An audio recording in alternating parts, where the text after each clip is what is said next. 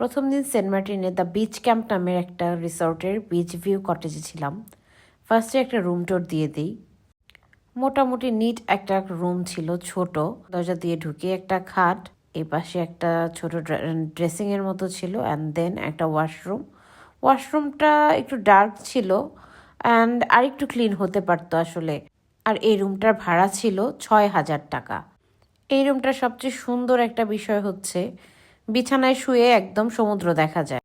সব ভালো কথা বলা শেষ, এবার একটু খারাপ দিকটা বলি। ওদের রিসোর্টের সামনে প্রচুর বালিতে একদমই হাঁটা যায় না, ওরা ওয়াকওয়ে কোনো রাখে নাই। ওদের নিজেদের কোনো রেস্টুরেন্ট নাই। And last but not the least, the worst part is ওদের রিসোর্টে ঢোকার কোনো রাস্তা নাই। এই যে দেখেন, এই ক্ষেত পার হয়ে হেঁটে হেঁটে ওই যে সামনে যে রিসোর্টগুলো দেখতে পাচ্ছেন, ঘরগুলা, ওই ঘরগুলাই হচ্ছে বিচ ক্যাম্পের আর রিসোর্ট আর কি ওরা বলে যা।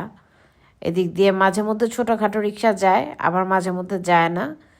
এই যে রাস্তা থেকে আমাদের নামায় দিছে, আমরা হেঁটে হেঁটে ওই মাথায় আমাদের রিসোর্টে গেছি, তাও আরেকটা রিসোর্টের ভেতর দিয়ে পার হয়ে। That was pretty much for today. Next vlog দেখার জন্য স্টে টিউনড।